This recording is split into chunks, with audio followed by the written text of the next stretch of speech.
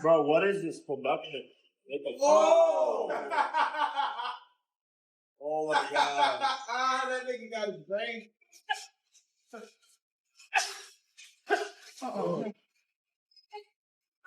And the thing that I really appreciate about Tank is he's a dog. That kind of that what he just said. You can put them earmuffs up and go at it. He kind of will assess you as well, and whatever he needs to do, Jake Paul has reacted to the new sparring and training footage of Gervonta Tank Davis that recently went viral across social media, and his response has everyone talking. The clip shows Davis looking sharper, faster, and more explosive than ever as he prepares for his next fight, leaving fans buzzing about whether Tank is entering his prime.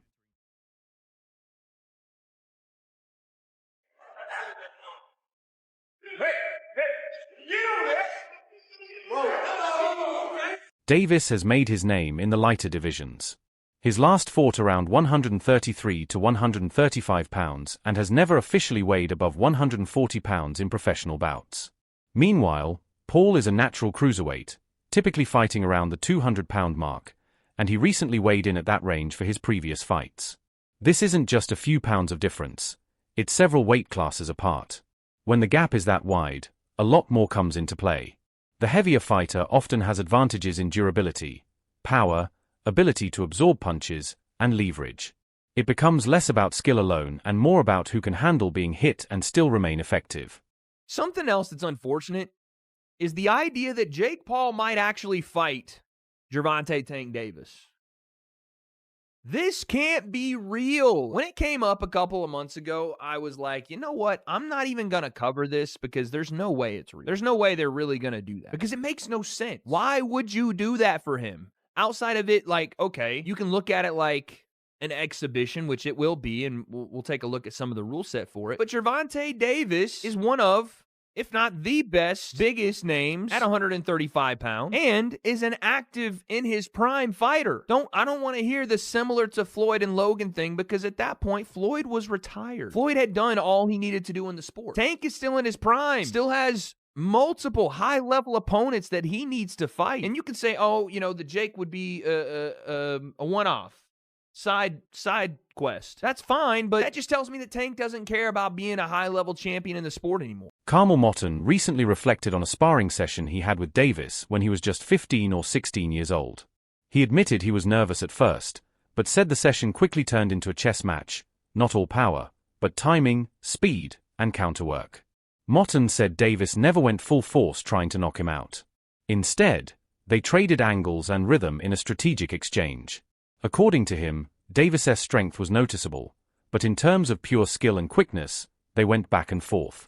Motton called the experience fun, challenging, and a significant learning moment in his development as a fighter. What was it like when you sparred him? I know you sparred Tank early on. Yeah. What was that experience like? Like, replay that experience for me. Like, you coming out of it, what was your thought? Yeah, I was nervous at first. I think I was 15 at the time we sparred, so he wasn't really, like, trying to knock me out or nothing like that. But we was going, like, he was using the speed on me. Like, we was both, like, going speed for speed. And it was great. It was like a chess match. Did you understand in that moment, like, why he is who he is? Yeah. I seen why he's able to beat these guys. Then I also seen why I'm so, like, I got all this hype around me, too. Sean Porter defended Davis's decision to step into an exhibition with Jake Paul, arguing that critics are missing the bigger picture. For Porter, the fight isn't about proving greatness in the ring, it's about securing financial stability for Davis and his family. Because it's an exhibition, the risks are limited by agreed-upon rules and safety measures, with the main goal being entertainment. Porter emphasized that fighters often face short careers and must take opportunities that provide both exposure and financial reward. From his perspective, Tank Davis accepting such a fight isn't selling out. It's protecting his future while giving fans a show. Porter's words highlight the balance between purists who chase legacy and fighters who must think about life beyond the sport. They're trying to make it safer and, you know, all those sorts of things, but there's still this pureness to boxing that really doesn't exist in sports anymore, but it's still there with boxing. I think that's why people have such a problem with this kind of move from Tank Davis. Is it more the heart? How do you guys feel being boxers? Man, like once you hear the numbers, I'm like, they're talking like I don't know the official one. They're talking about like 100 mil. Oh damn. Like, they're talking about these insane numbers. Like I'm gonna be like, don't take that. I'm not gonna tell another man not to take that type of check, especially for something like that. It's not on your official record. It's an exhibition. I'm not gonna lie here and act like I'm not gonna say yes to 100 million or something like that. But I do see exactly what you're saying about the essence of boxing. I wish they would kind of separate a little more because exhibitions have always been a thing. There's always been an argument. Right. But they're just selling it like a real fight almost. Right. So I think that maybe if we could create a better like distinction, more of a difference, Right. there might be less hate on it. But at the end of the day, man, I'm not going to tell Tank not to take that fight. And I said this last year. I said create a influencer title. And let those guys fight over there in the influencer world. They can live the world and the life of I'm a world champion without having to do something like this. Now, the issue for this that I have is you have a legitimate 135-pound champion fighter getting in the ring with a 190-pound guy, whatever it is that Jake Paul is at. So now we already let's really answer this thing. About weight and more about the clash of resumes. Gervonta has faced elite champions, while Jake's experience remains limited. They imagine Davis darting in, landing clean shots, and making Jake look clumsy despite the size gap. Comment about it. My question is, what's the rules? And like, are they going to actually try and knock each other out? Because it's going to be a glorified sparring match. I'm not watching, dude. I don't give a fuck. Jake's going to have a hard time hitting him. Yeah. You know? Big time. Gervonta's so fast and skilled. Gervonta's going to eat his I thought guts. Jake was going to fight Anthony Joshua.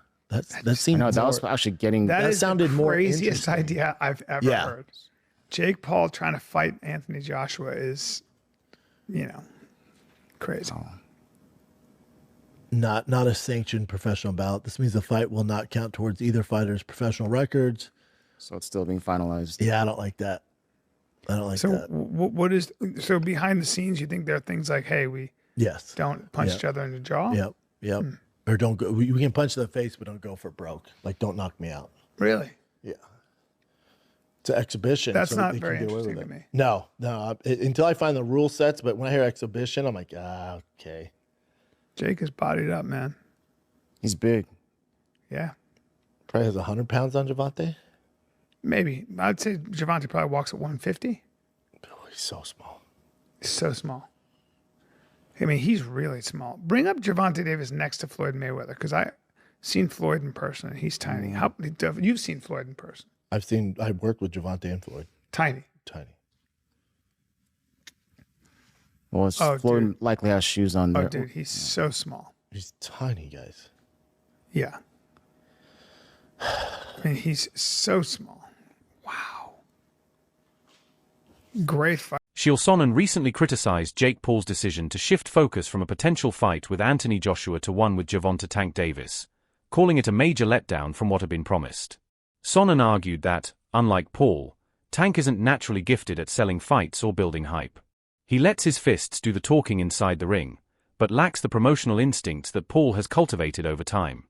While Sonnen acknowledged Davis's undeniable skill and credibility as a fighter, he believes that without Paul's ability to generate buzz and media attention, the event wouldn't gain the same traction. In his view, the match's appeal depends heavily on Paul's promotional power rather than just the clash between two fighters. It is the exact opposite of Anthony Joshua versus Jake Paul for 2. So the fight that was being dangled and rumored in front of us, the exact opposite has happened. The opposite of fighting Anthony Joshua is not fighting nobody. The opposite of fighting Anthony Joshua is fighting Tank Davis. Okay. So there's one big glaring issue for me. It's just your partner being Tank Davis. Tank is not the guy that knows how to sell a fight. Tank cannot sell a fight in his own division. It could be a title fight, a contenders fight, a main event fight. He could be the favorite. He could be the underdog. Tank doesn't know how to bring that information to you guys in a way that is compelling. And Tank is already blinking in this situation. You have one guy who is argued amongst the pound for pound current greats in boxing. You have another guy that has suggested he should not even be allowed to box, that he should have to call it something different. He should not be licensed. He should not be ranked in the top 14. He should never be selected for a world title. Okay. Now, Tank has one job to do, which is to let anybody know that's listening that it doesn't make any difference, that boxing is a real sport.